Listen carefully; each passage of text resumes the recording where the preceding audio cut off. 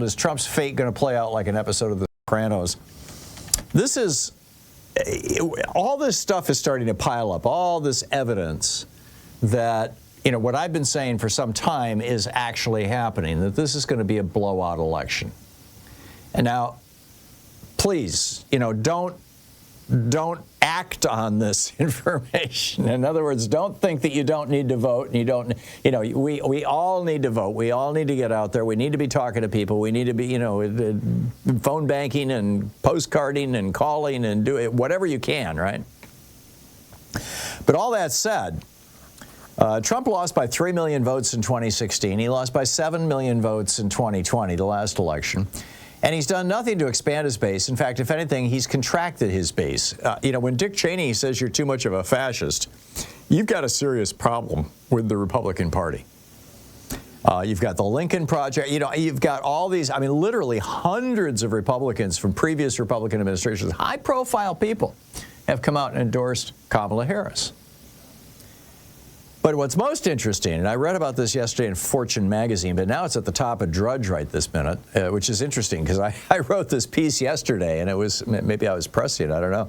But this guy, Thomas Miller, he's a data scientist from Northwestern University.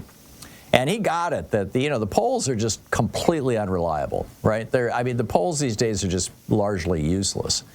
They have been wrong, tilted toward Republicans, by the way, wrong.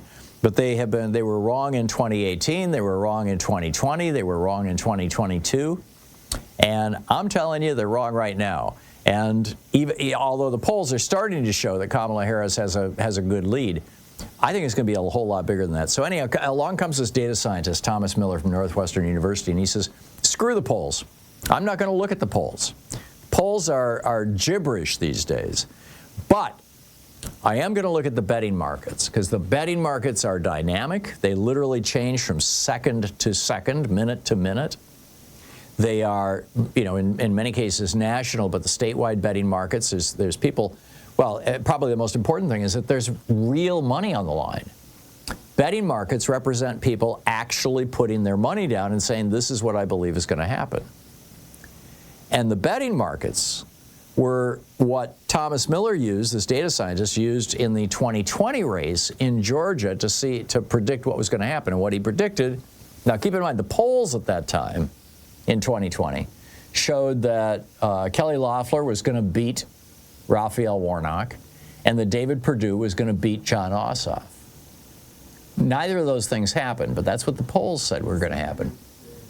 Instead, Mr. Miller, Thomas Miller, came out and he said, I am predicting that Jon Ossoff is going to win by exactly 1%, and he predicted Warnock's victory, too. Now, he was 0.2% off on Warnock's victory.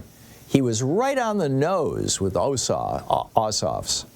And he also predicted that the state was going to go for Biden, which it did. And again, the polls were not predicting that. They were predicting a Trump win in Georgia. So now Miller is looking at this, and he's doing it again. He's applying his system to this election, this 2024 election. And he says that Harris is going to get around 55% of the popular vote. This is what he told Fortune magazine last week. He said, quote, it would be somewhere between the defeats of Barry Goldwater by Lyndon Johnson in '64 and Bob Dole by Bill Clinton in '96. We're talking about a blowout where Harris gets over 400 electoral votes and wins Michigan, Pennsylvania, North Carolina, and every other swing state. So here's the question. If that happens, what's going to happen to Trump? Now, I realize if the election is tight, Trump and the Republicans are going to do everything they can to steal it, including involving the Supreme Court. And this is one of our kind of nightmare scenarios, and we've all kind of war-gamed it out and freaked out about it and whatnot. But bottom line, what happens if it's a blowout election and Trump can't deny that he lost? As I am seeing happening and as I believe will happen.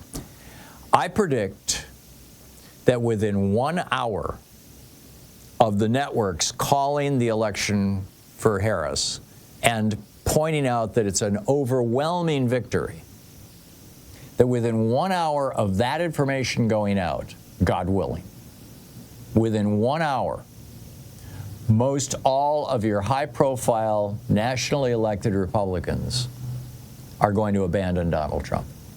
And within a week, you're going to see these same Republicans who are sucking up to him right now, the Lindsey Grahams of the world, the Ted Cruzes of the world, all of these Republicans going on the Sunday shows and whatnot, just trash-talking Trump.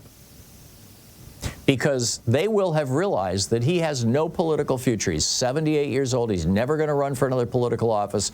He has no political power. He has done nothing but lose elections. You'll recall, Republicans had this conversation in 2022 when so many of Trump's candidates that he had endorsed or even demanded that the party put up lost. And there was a pretty broad consensus among a lot of elected Republicans that, it's time to dump Trump. But then Trump made his comeback in large part because he just gotten indicted. And he realized that the best way to fight the indictment was to claim that, these indictments were actually political, which meant he had to run for president again. I don't think he intended to, frankly. But here he is, running for president again. And, I think what's going to happen is that the Republicans, they understand power. They really do. I mean, most politicians do, but, of all the politicians, Republicans understand power the best. And what they're going to do, what they're going to say is Trump has no power. He has no potential to acquire power. He's got no place to go other than prison. And I think as I said earlier, when Dick Cheney says you're too much of a fascist, you've got a serious problem with the Republican Party. And when that happens, Trump is going to be he's going to be on the outside looking in, and he's going to be heading to prison. And in fact, this isn't part of my article today, but I would go even a step farther and say what would not surprise me at all is if Donald Trump shows up in Moscow, living in a nice, expensive penthouse apartment there, hanging out with Putin. I was thinking he might go to Hungary, but Hungary is part of the EU, and that might be problematic for him.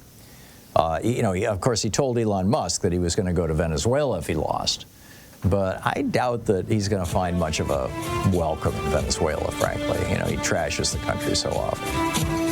But Russia, yeah, or Saudi Arabia, or Oman. He's got a $5 billion. Oman is now building a $5 billion Trump hotel complex. So maybe that's Trump's exit strategy. What do you think?